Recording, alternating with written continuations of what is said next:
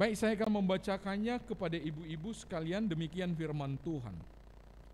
Dan ke-11 murid itu berangkat ke Galilea, ke bukit yang telah ditunjukkan Yesus kepada mereka. Ketika melihat dia, mereka menyembahnya, tetapi beberapa orang ragu-ragu. Yesus mendekati mereka dan berkata, "Kepadaku telah diberikan segala kuasa di sorga dan di bumi. Karena itu, pergilah, jadikanlah semua bangsa muridku, dan baptislah mereka dalam nama Bapa dan Anak dan Roh Kudus.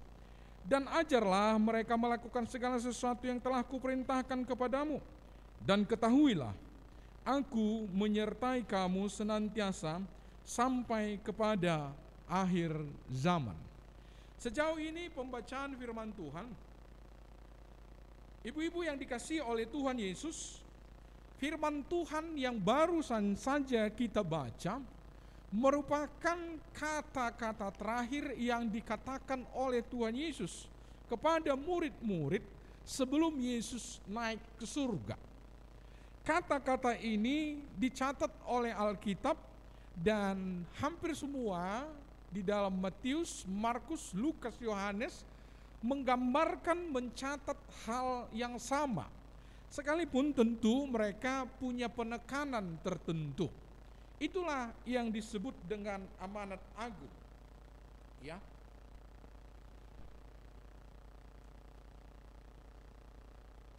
Ini mungkin sistemnya beda ya.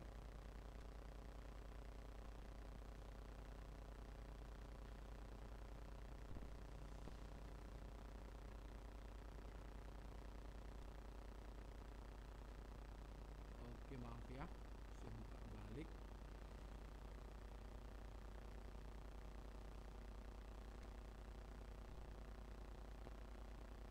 Kursor berikutnya.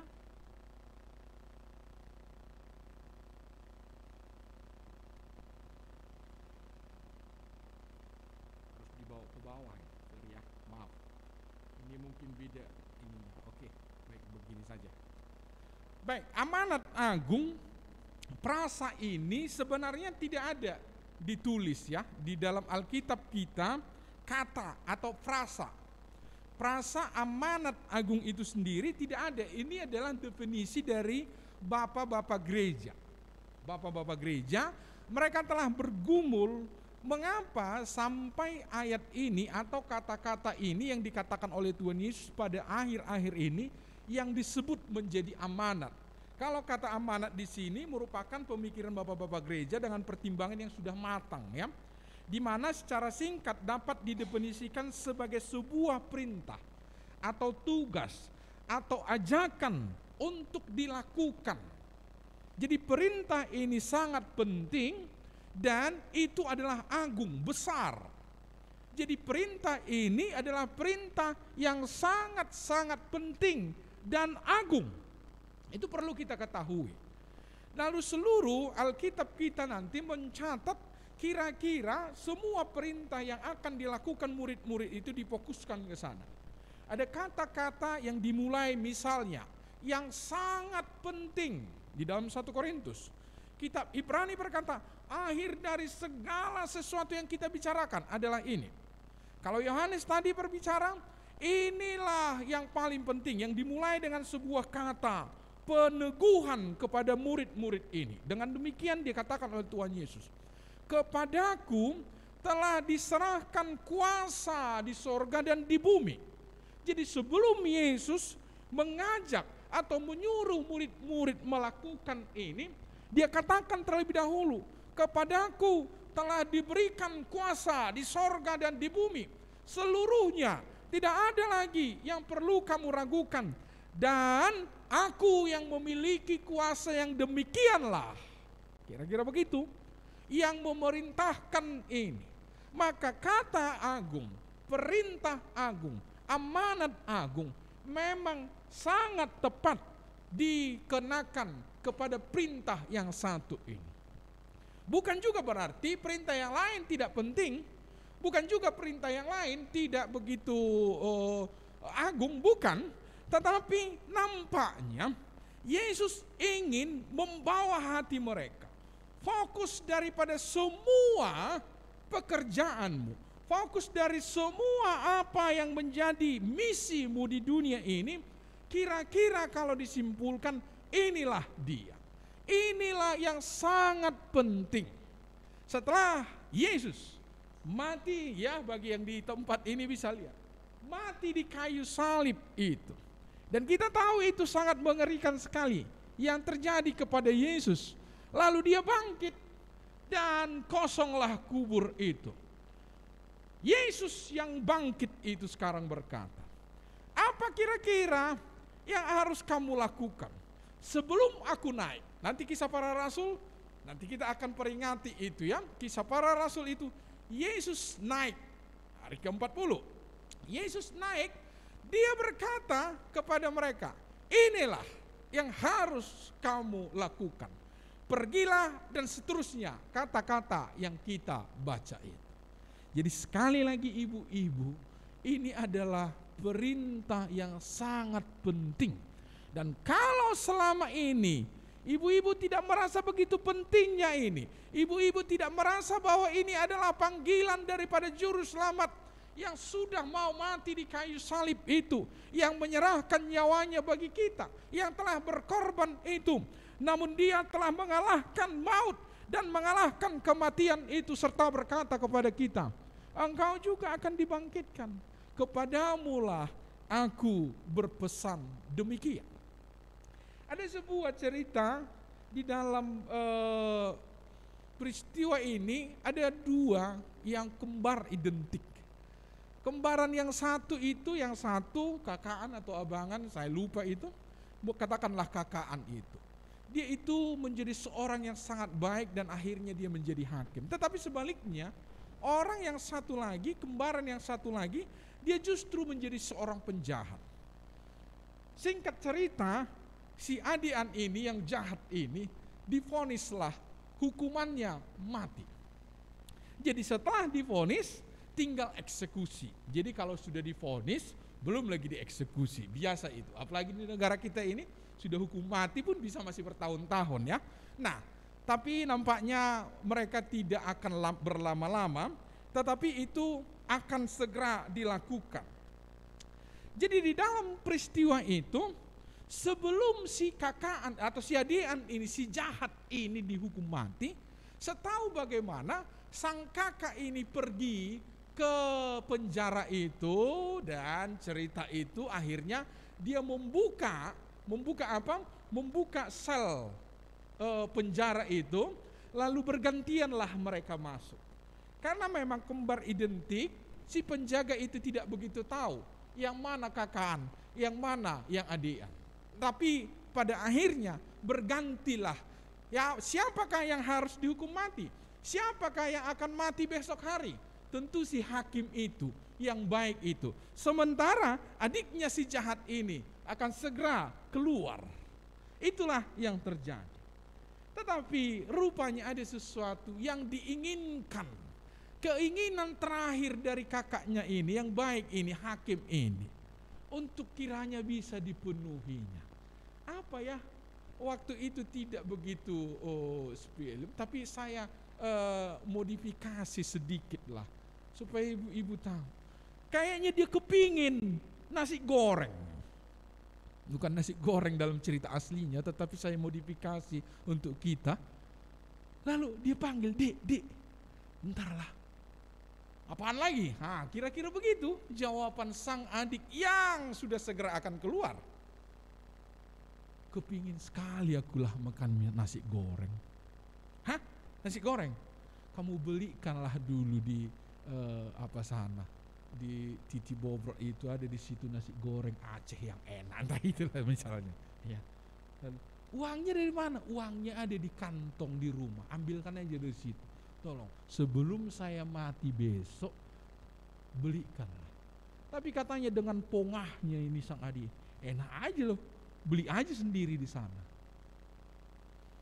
Nah inilah bagian yang harus kita renungkan ini. Bukankah Yesus mati menggantikan kita?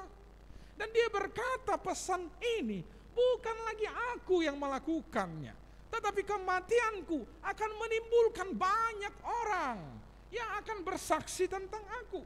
Maka di dalam kematian Yesus itu dia berpesan. Di dalam kata-kata terakhir daripada Yesus itu dia berpesan. Pergilah, pergi. Inilah yang kuperintahkan kepadamu. Tidakkah kamu bisa memikirkan kematian Yesus yang mati bagimu? Tidakkah kamu tahu bahwa aku telah berkorban bagimu, yang sekarang telah diberi kuasa di sorga dan di bumi? Sekarang ini aku memerintahkan kamu untuk apa? Untuk pergi. Pergi. Itulah yang dikatakan di sini. Jadi pemahaman Amanat Agung biasanya mengacu pada Matius pasal 28 sudah, ya. Sekalipun sesungguhnya terdapat juga dalam kitab Markus, kitab Lukas, kitab Yohanes, dan kisah para rasul, ya. Coba kita teruskan. Amanat Agung yang tertulis dalam Matius 28 ayat 19 sampai 20a seperti yang sudah kita baca tadi, tapi saya bacakan lagi. Karena itu, pergilah, jadikanlah semua bangsa muridku, dan baptislah mereka dalam nama Bapa dan Anak dan Roh Kudus, dan ajarlah mereka melakukan segala sesuatu yang telah kuperintahkan kepadamu. Ada menjadi satu masalah di sini di antara orang-orang Kristen. Orang-orang yang getol penginjilan ini memegang ini terus, seperti juga yang kita lihat itu di dalam Matius pasal 28 oleh Lai, perintah untuk memberitakan Injil. Nah, kita harus juga terbuka kepada orang-orang yang menyelidiki ini dengan baik, ya. Kita harus juga terbuka. Lalu setelah dilihat kata-kata ini, sesungguhnya tidak ada 4 perintah di situ. Secara sepintas memang ada 4 buah imperatif, suruhan atau perintah yang sejajar dalam kalimat tersebut, yaitu pergilah, jadikanlah, itu diakhir dengan kata baptislah, ajarlah. Nah, ini dia. Nah, diambil dari ini ada di situ alamat internetnya. Nanti saya kutip aja langsung. Ternyata pergilah, baptislah, dan ajarlah memiliki bentuk yang berbeda dengan muridkanlah.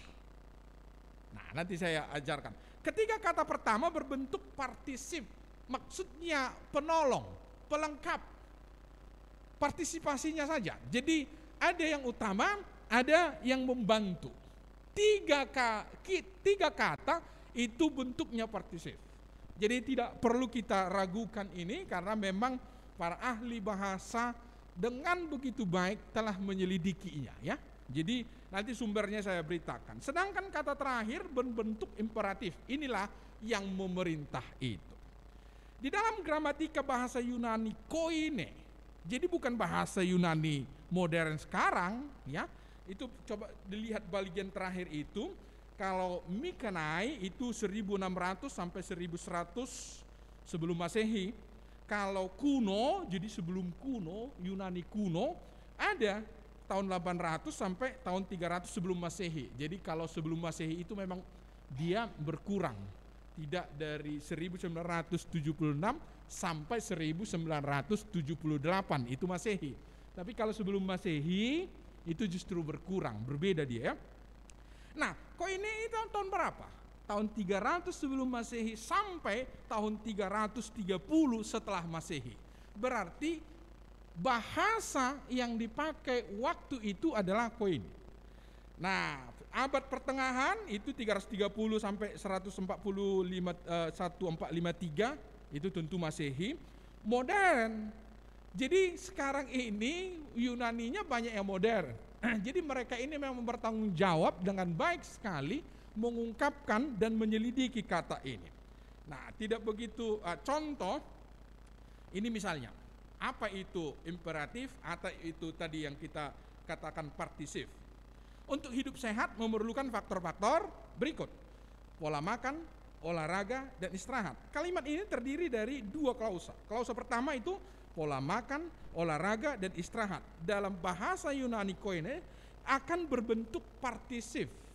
Jadi pembantu saja atau hanya pelengkap saja, menjelaskan syarat untuk hidup sehat. Itulah klausa utama. Artinya apa? Kalau mau hidup sehat, nah kira-kira gitu. Kalau mau hidup sehat, nanti saya jelaskan lagi. Sebenarnya kata itu, kalau mau hidup sehat, aturlah pola makanmu, aturlah olahragamu, aturlah istirahatmu. Nah, kira-kira begitu ya. Oke. Karena itu penting. Mengapa? Ibu-ibu barangkali tidak mengalami pergumulan itu. Tapi di antara orang-orang yang belajar teologi, di antara badan-badan misi, ini sering sekali diperdebatkan. Bukan produktif, tapi justru apa? Kontraproduktif. Berantem. Tugas kita sekarang bukan menginjili. Itu baca itu kitab Matius pasal yang ke-28 itu. Ini loh yang dikatakan. Dan saya harus katakan itu, banyak teman-teman saya, terkadang kami harus berdebat di lapangan loh. Berdebat karena itu. Dan saya sudah pernah dengan begitu gigih di tengah-tengah mereka saya menjelaskan itu. Oh, mereka sudah merubah kira-kira apa yang dimaksud dengan kata-kata amanat agung ini. Tapi coba kita perhatikan dengan baik. Kita ikuti saja. Artinya kalau itu kita kenakan kemana amanat agung, nanti ada rumusnya itu. Amanat agung sebenarnya berisi satu perintah saja. Itu apa? Muridkanlah. Jadikanlah murid. Memang itu. Itu berbentuk yang coba kita lihat di sini. Ini adalah suatu yang harus dikerjakan. Dalam proses memuridkan ini ada 3 buah perintah lainnya. Pertama apa? Pergi, baptis, dan ajar. Secara gramatika bahasa Yunani koinio, partisip dengan tensa aorist akan membentuk prinsip. Apa itu prinsipnya? Partisip mengikuti klausa utamanya. Apa maksudnya? Kalau klausa utamanya perintah, maka partisipnya juga harus perintah. Kalau klausa utamanya berita, maka partisipnya juga harus menjadi berita. Ya. Jadi kalau berita kan tanda titik. Nah, itu tanda supaya gampang ya. Kalau perintah biasanya kita buat apa? Menyuruh, memerintah apa? Tanda seru. Kalau pertanyaan, klausa utamanya pertanyaan, maka semua partisipnya juga harus menjadi pertanyaan. Nah, karena di dalam hal ini bentuk klausa utamanya adalah imperatif, perintah utamanya adalah memerintah, maka dengan demikian semua partisipnya itu harus menjadi memerintah. Jadi, jadilah sehat. Kita pakai kata yang tadi. Maka aturlah, perhatikan katalah ya. Saya tambahkan itu. Aturlah pola makanmu. Hiduplah dengan istirahat yang baik. Kan diperintah. Lah. Apa tadi? Pola makan, istirahat lalu olahraga. Berolahragalah dengan teratur. Jadi memang tidak salah. Diperintahkankah di dalam hal ini membaptis? Iya. Diperintahkankah pergi? Iya. Diperintahkankah kita untuk mengajar mereka? Iya. Tapi klausa utamanya, perintah pertamanya adalah apa? Muridkanlah. Ya. Jadi kita tidak perlu membantah ini karena secara akademis memang mereka bisa buktikan itu. Jadi amanat agung dapat kita artikan sebagai perintah untuk memuridkan. Dan untuk itu tidak dapat dilakukan tanpa pergi. Jelas memberitakan kabar baik. Nanti akan kita lihat kata pergi di sini memang memberitakan kabar baik.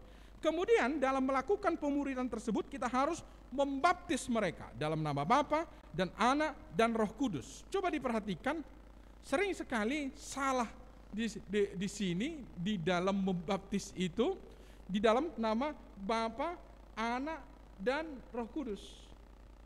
Sudah jelas tujuannya. Dan mengajar segala yang telah diperintahkan Tuhan Yesus. Ini apanya ya? Sumbernya. Saya kutip langsung ini, saya copy paste, masukkan ke bahan ini untuk ini. Nah, amanat agung dalam kitab lain.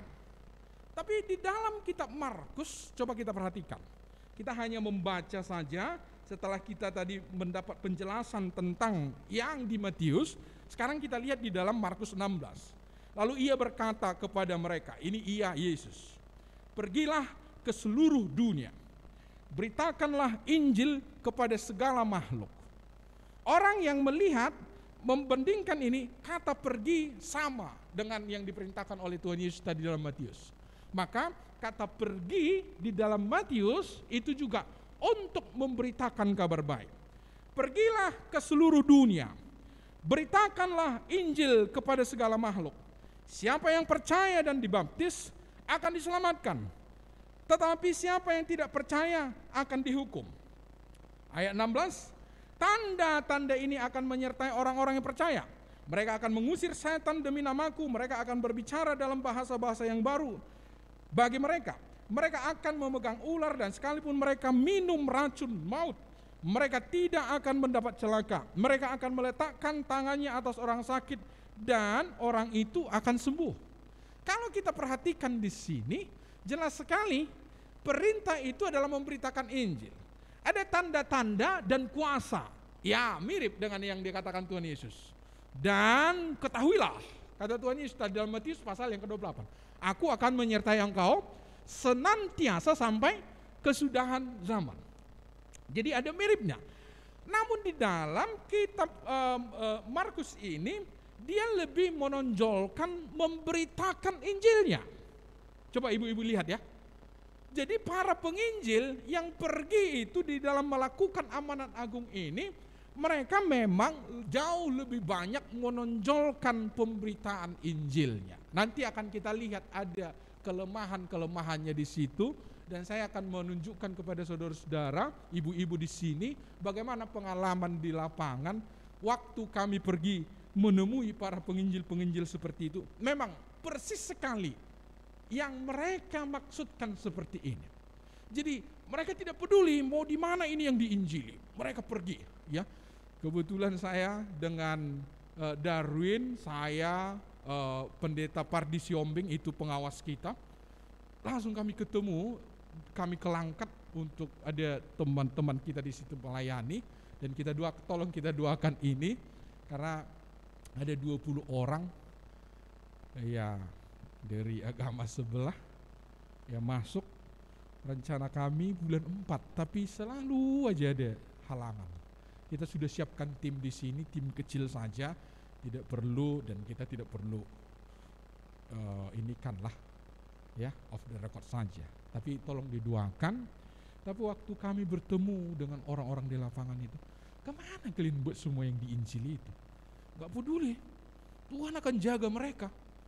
Yang penting mereka datang kepada Kristus. Nah itu Yesus katakan tadi, ajarlah mereka. Jadi jangan salah. Jadi perintah itu bukan hanya saja pergi menginjili saja, tidak, tapi ajarlah mereka. Nah, memang di lapangan itu akhirnya tadi Matius pasal 28 harus diberi interpretasi ulang. Karena tadinya dipikir itu pokoknya injili, pokoknya datang, percaya kepada Yesus kan sudah masuk surga. Benar, kita yakini itu. Tapi apakah itu hanya itu perintah Tuhan Yesus? Tidak. Maka di dalam 1 Korintus kepada jemaat di Korintus itu Paulus katakan, yang menanam dan menyiram katanya sama. Bukan hanya yang menabur yang penting, yang menanam yang penting, tapi juga yang menyiram penting. Dan jauh lebih penting lagi, yang membuat pertumbuhannya itu siapa? Bukan kamu. Jadi antara penginjil dan para gembala kayaknya mau saya lebih hebat, saya lebih hebat. Tidak, dua-duanya harus dilakukan. Ya, baik di Matius, baik di Markus, baik di sekarang kita coba kita lihat di Lukas ini. Ya, ini hanya penjelasan. Kalau menurut Lukas ini, katanya kepada mereka ada tertulis demikian, Mesias harus menderita dan bangkit dari antara orang mati pada hari yang ketiga. Dan lagi dalam namanya berita tentang pertobatan dan pengampunan dosa harus disampaikan kepada segala bangsa mulai dari Yerusalem, dan kamu adalah saksi dari semuanya ini. Perhatikan, Yesus yang bangkit ini harus diberitakan mulai dari seruan, kamulah saksinya. Dan aku akan mengirim kepadamu apa yang dijanjikan Bapakku. Tetapi kamu harus tinggal di dalam kota ini sampai kamu diperlengkapi dengan kekuasaan dari tempat tertinggi. Jadi ini beritanya sama, ditulis para penulisnya dengan tanggapan mereka, tetapi secara umum, secara menyeluruh sama.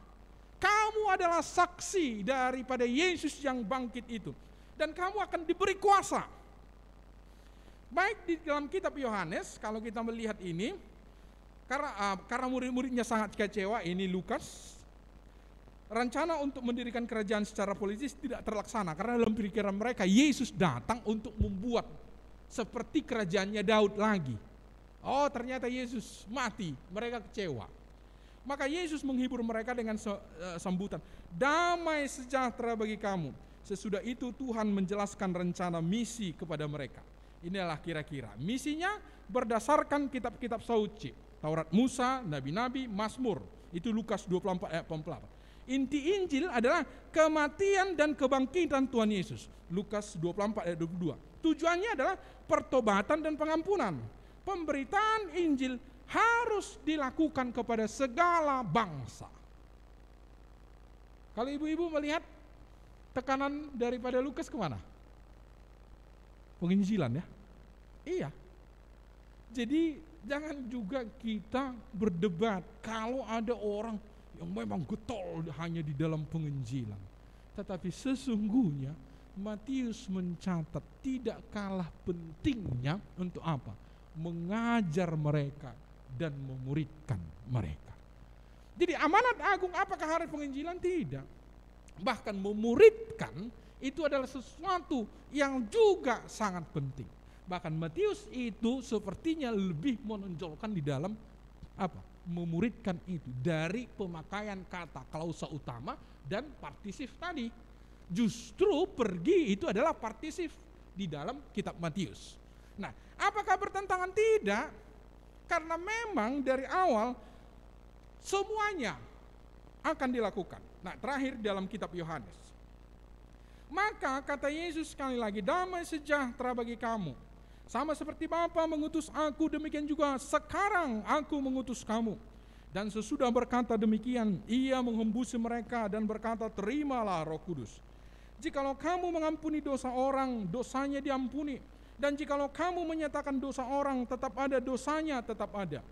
Jadi Injil Yohanes mengingatkan kita bahwa murid-murid diutus sama seperti Bapa mengutus anaknya yang tunggal, yaitu Tuhan Yesus.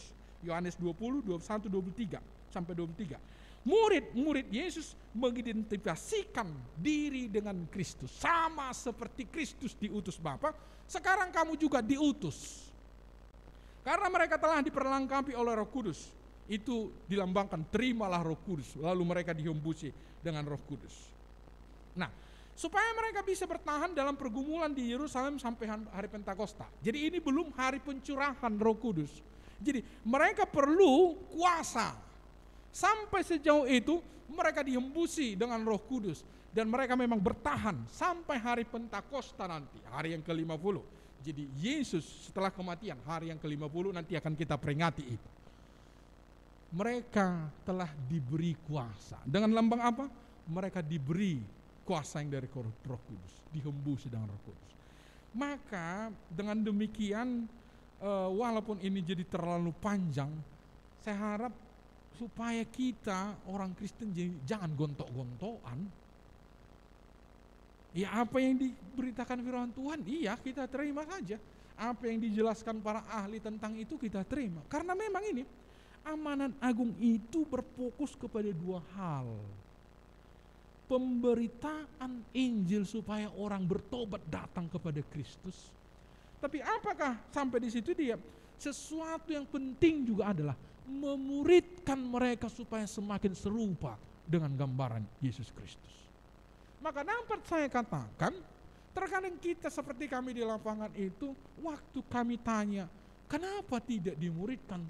Mereka memang begitu yakin sekali, biar Tuhan yang menjagai mereka. Nah, apakah itu adalah satu tanggung jawab? Saya kira tidak bertanggung jawab. Mereka harus dimuridkan, mereka harus dibina. bukan hanya datang saja kepada Kristus. Dan ada satu pengalaman yang sangat-sangat ironis. Mungkin kita orang-orang Injili akan berkata, itu mungkin saja pertobatannya tidak jelas. Ini harus kita soroti ya. Ada satu misinya HKBP ini di Mentawai. Mentawai loh. Waktu itu saya ingat sekali itu 75% orang Mentawai jadi orang Kristen.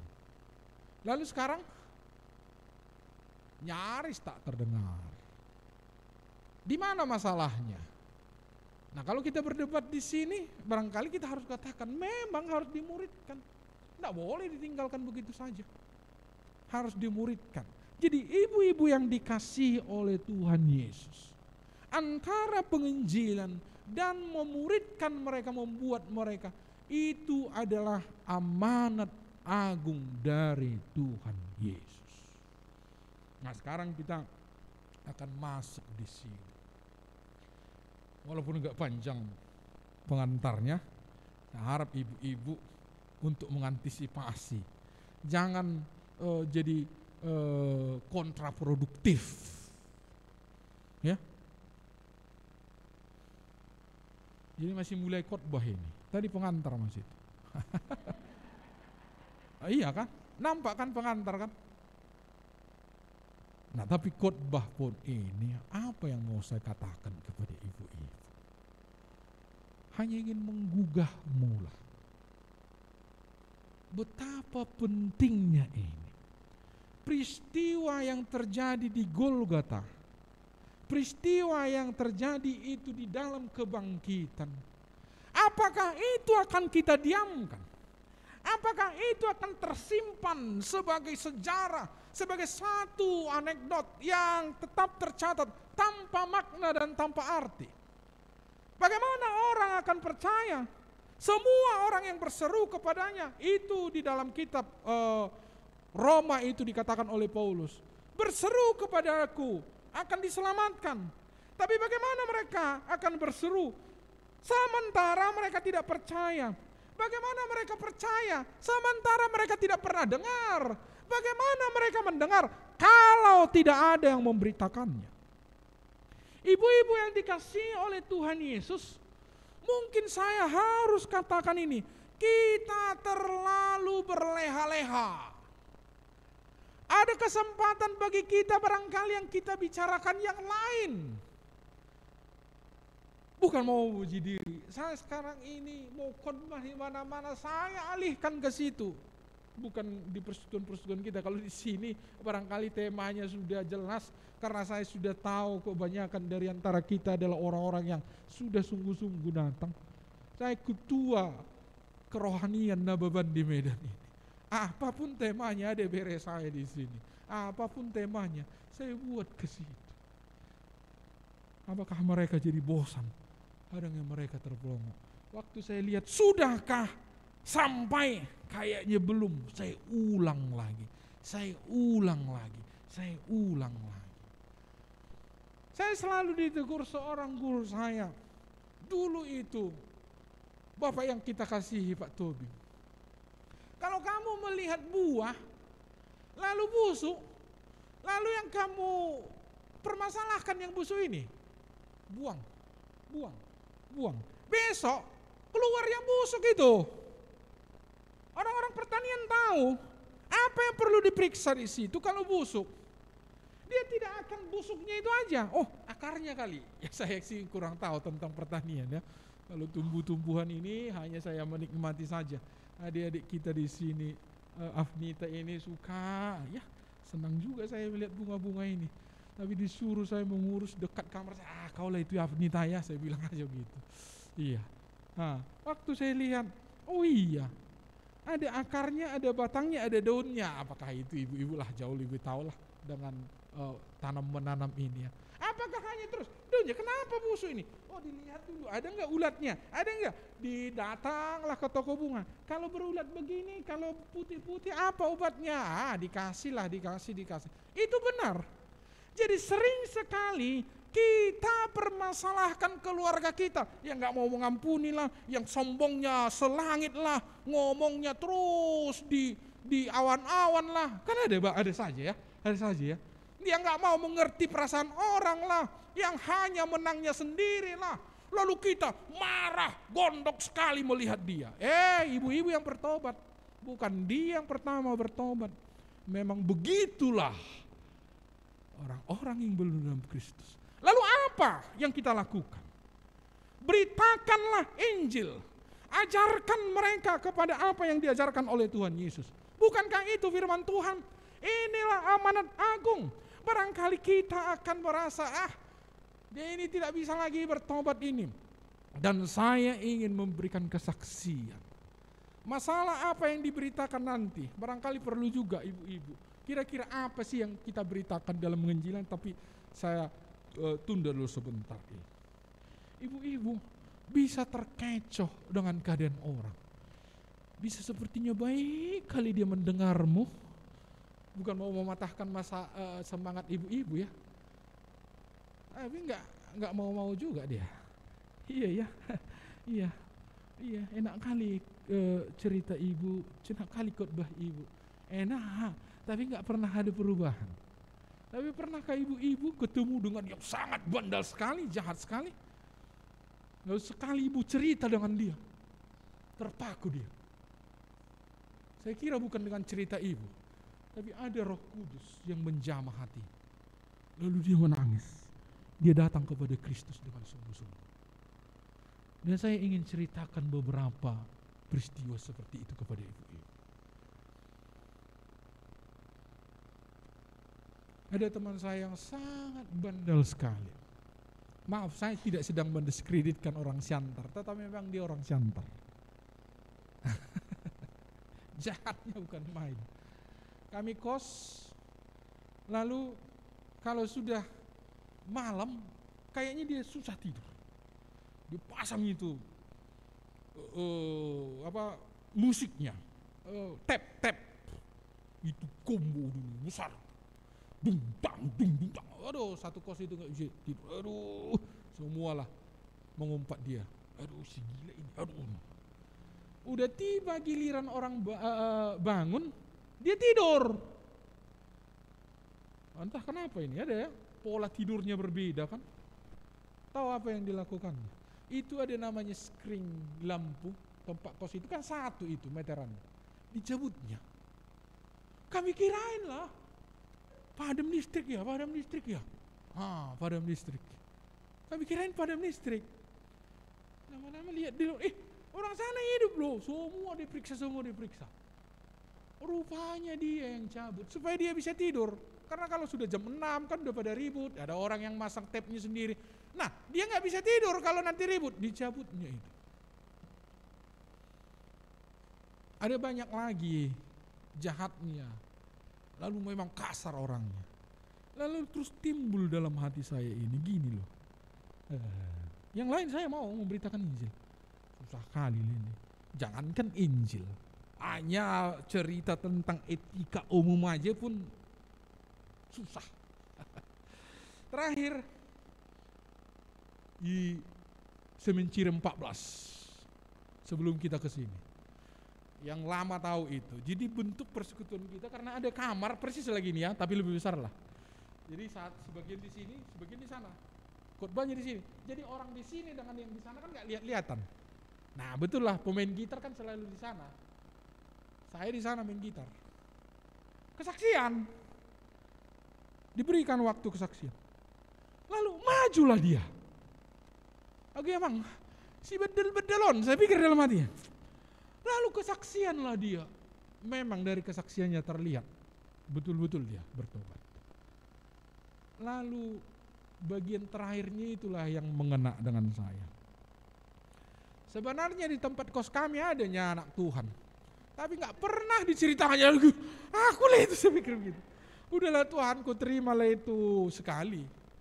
Biasalah orang bandel seperti ini, kalau ada KKR kan disuruh disuruh dulu kita di Dharma Agung dulu itu.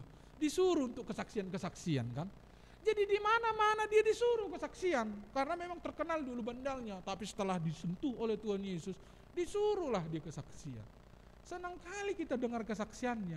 Saya yang tersiksa, karena setiap dia kesaksian gak pernah lupa yang mengantarkan yang satu.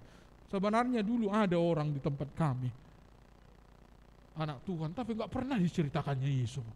Aduh, kenapa lah yang satu ini harus kena dengan saya? Saya terimalah.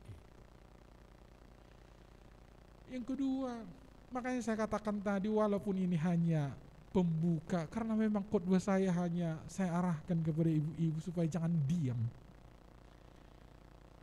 Kita kan menangani anak-anak pang, jahatnya bukan main. Tapi tahukah ibu-ibu mengapa mereka datang? Iya, karena Yesus. Apakah karena pintarnya kita? Tidak. Tidak. Saya mengatakan kepada ibu-ibu, mereka ini adalah golongan yang sangat kasar sekali. Karena mereka memang anti kemapanan. Orang tuanya pun ditinggalkan. Supaya bisa apa? Supaya ada di jalanan sana. Iya, begitulah mereka. Tapi ibu pernah saya bawa ke sana. Bagaimana kalau mereka ketemu dengan saya, hormatnya bukan main. Dan waktu saya tanya, apa yang terjadi dalam hidup mereka? Mereka memang menikmati bagaimana Yesus mengubahkan hidup mereka. Ada seorang anak istri militer, masih ada hubungan famili dengan kami sih. Dia stres, suaminya Jawa, Muslim, anak-anaknya 2 Muslim. Lalu datang kemari. Saya katakan, saya memang belajar konseling, tapi ini konseling kami orang konseling Kristen loh. Saya bilang begitu. Ya, namanya udah terdesak kan, karena sakit. Suaminya pun yang militer angkatan laut. Monggo. Saya layani.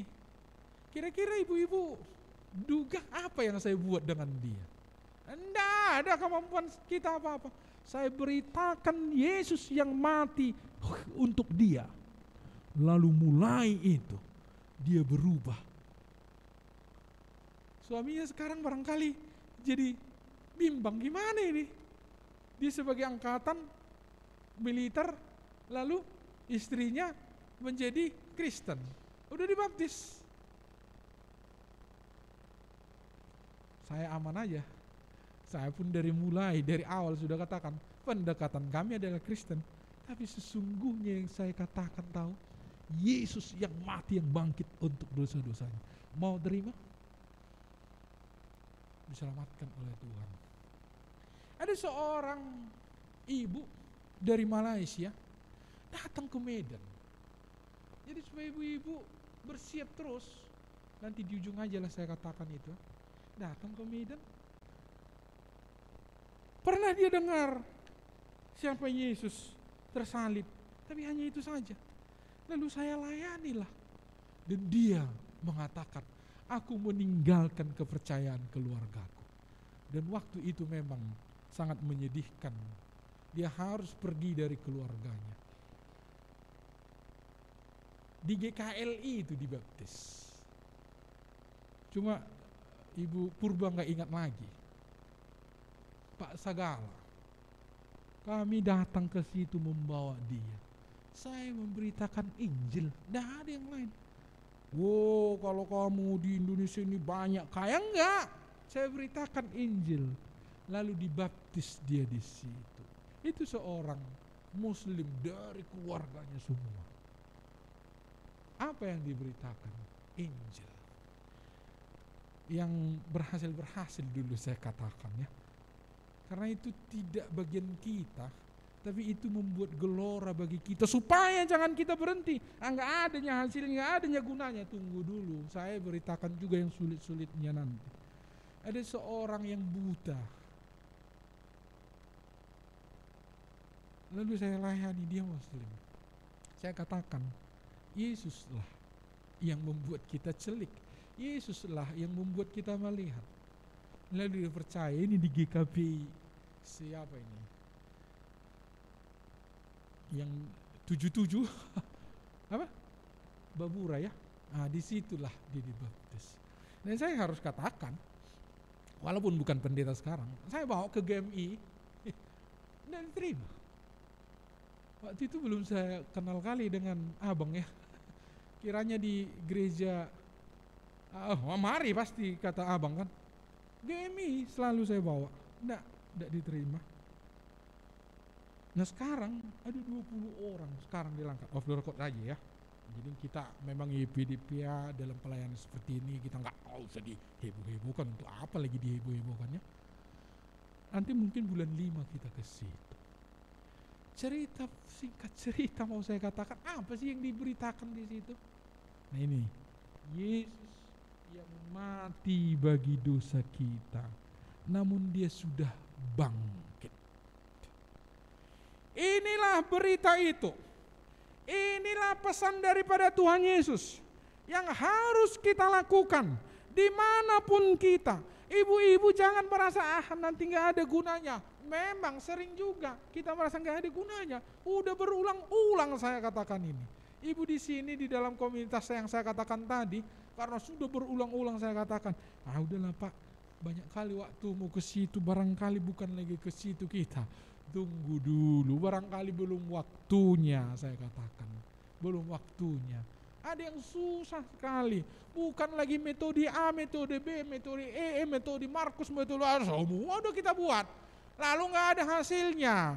Adakah yang seperti itu? Ada. Tuhan yang membuat. Yang disuruh oleh Tuhan kepada kita apa? Pergi. Beritakanlah Yesus yang mati itu. Mungkin itu keluargamu, mungkin kamu bergumul dengan dia dengan tingkahnya yang tidak karuan itu, seperti yang saya gambarkan tadi, yang angkuh itu, yang sombongnya bukan main itu, yang sekarang kali membuat kita itu jengkel untuk melihat dia. Hari ini jauhkan jengkelmu, sekarang tudinglah dirimu. Mengapa engkau tidak memberitakan Injil itu?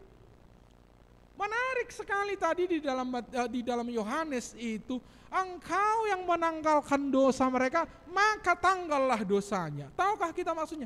Di kitanya kuncinya.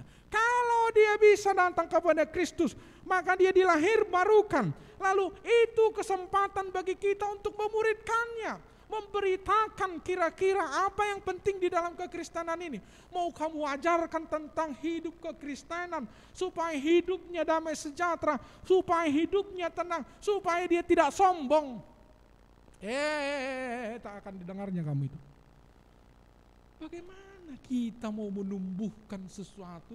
Ini pasti ada dulu bibitnya, bibit.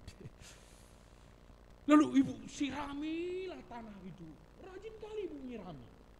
Dipupuk lagi. Disiangi lagi. Tumbuh gak bunga di situ? Orang gak ada bunga. Tapi kalau ada, ini pas pula kecil.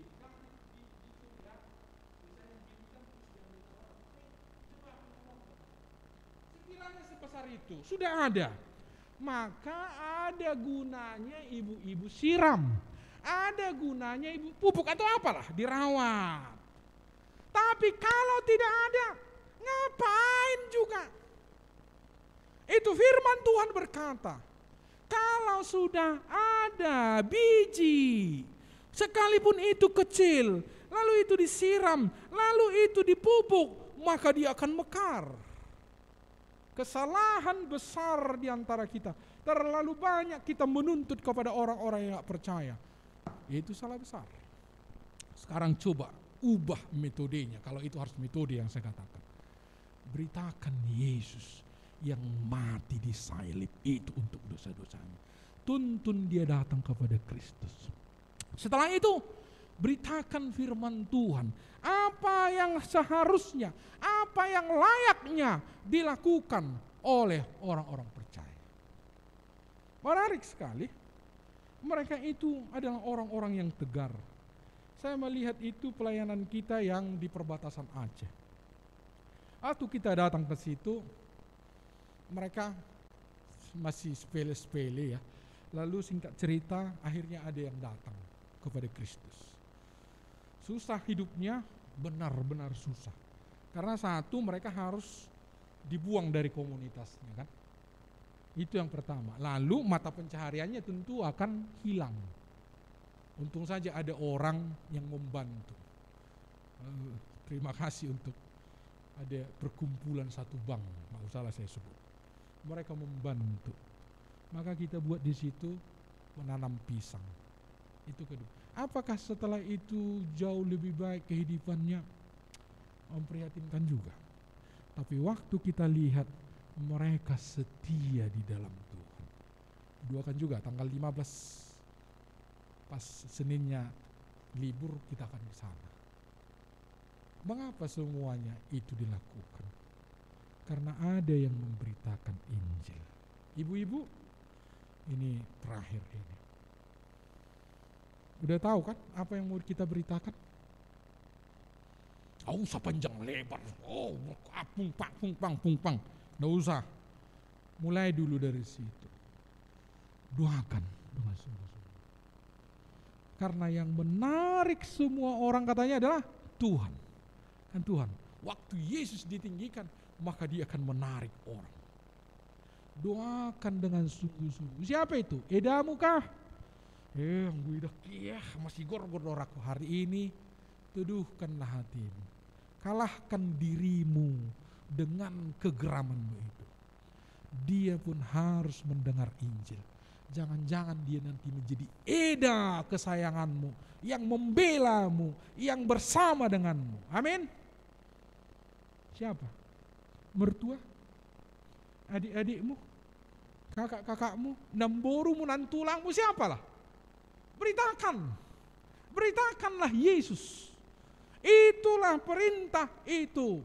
Maka di dalam bagian terakhir ini perhatikan. Waduh, sorry ya. Saya bentuk beda.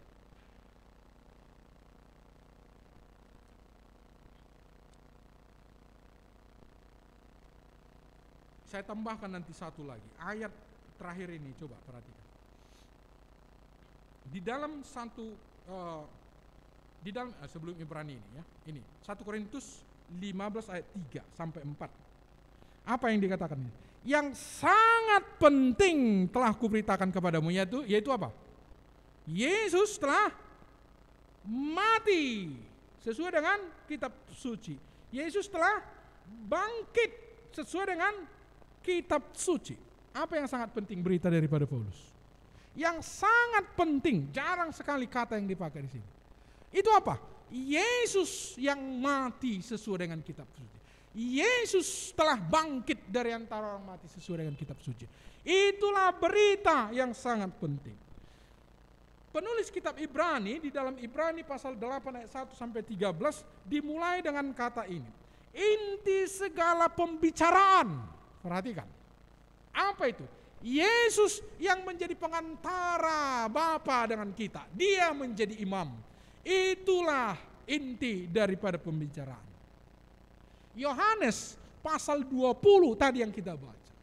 Segala sesuatunya ini kutuliskan kepadamu, supaya kamu percaya bahwa Yesuslah Mesias, anak Allah, dan olehnya kamu menerima keselamatan. Panjang lebar Yohanes menuliskan kitab Yohanes. Diakhiri dengan apa? Kutuliskan semuanya itu. Inilah intinya. Supaya kamu percaya bahwa Yesus adalah Tuhan anak Allah. Dan olehnya kamu diselamatkan. Apa yang penting, sangat penting. Mungkin ibu-ibu sudah lalaikan. Aku enggak pintar lah cerita. Enggak perlu pintar-pintar kali. Berdoa dengan sungguh-sungguh. Dan hatimu dibakar. Tuhan, tangkap dia. Tuhan, tangkap edaku ini. Tuhan, tangkap ini. Inilah doa kita. Kepada pemuda-pemuda, ini penutup saja. Nggak tahu saya apa contohnya dengan ibu-ibu. Adik-adik sekarang kan mau pulang. Nah ini mau tahun baruan kan. Mau pulang. Lalu nanti di kampung apa? Biasalah kan anak muda. Bajumu udah berapa? Itu model-model lama lah. Orang yang sekarang kali tidak lagi ya kan. Kita lah dulu itu ya kan. Tapi itulah isi keduanya. Udah berapa macam kuemu? Itu aja terus. Pernah nggak kamu dekati mamamu? Ma, boleh nggak aku cerita? Takut bang. Nanti belum banyak kali garam kau makan. Udah situ aku dari dulu ya. Ini bukan soal situ, mak. Bagaimana lah? Kamu sebagai anak kan pasti tahu caranya bagaimana mengambil hatinya. Kalau penting misalnya pergiat dulu. Waktu dulu kamu nggak rajin nyapu dulu. Iya kan? Buat dulu hatimu. Agak-agak kusut dulu. Bagaimana supaya terbuka? Nah sekarang ibu-ibu gimana? Apa yang ibu-ibu mau lakukan? Mau kita dengarkan ini 1 jam lagi saya ngomong, gak ada gunanya. Kalau ibu-ibu tidak lakukan, mulailah ceritakan siapa Yesus itu. Maka aku akan membawa banyak orang. Ketika Yesus katanya ditinggikan, maka dia yang akan membawa banyak orang. Kiranya kita semua mendengarkan amanat agung itu lalu kita lakukan. Mari kita berdoa. Terima kasih ya Tuhan untuk kebenaran firman-Mu. Engkau memanggil kami untuk membawa semua orang menjadi murid-Mu. Karena itulah yang sangat penting. Dan kiranya juga Engkau menggugah kami semua untuk tidak tinggal diam, menggunakan potensi yang ada pada kami. Mungkin kami tidak begitu piawai untuk bercerita, tapi mampukanlah kami ya Tuhan. Mungkin harus seperti Filipus, ada orang yang bertanya kepada kami. Berikanlah orang-orang seperti itu kepada kami. Dan kiranya juga kami bisa membawa 1-2 jiwa kepadamu. Dan kiranya ibu-ibu ini berkomitmen sebelum Tuhan Yesus memanggil mereka untuk masuk dalam kehidupan selama-lamanya itu, ada orang-orang yang mereka bawa kepada Kristus. Kuatkan, teguhkan, dan biarlah mereka menikmati semuanya itu. Maka segala pujian bagimu ya Tuhan. Berkati firman-Mu, berkati kami semua yang sudah mendengar. Dalam nama Yesus kami berdoa dan bersyukur. Amin.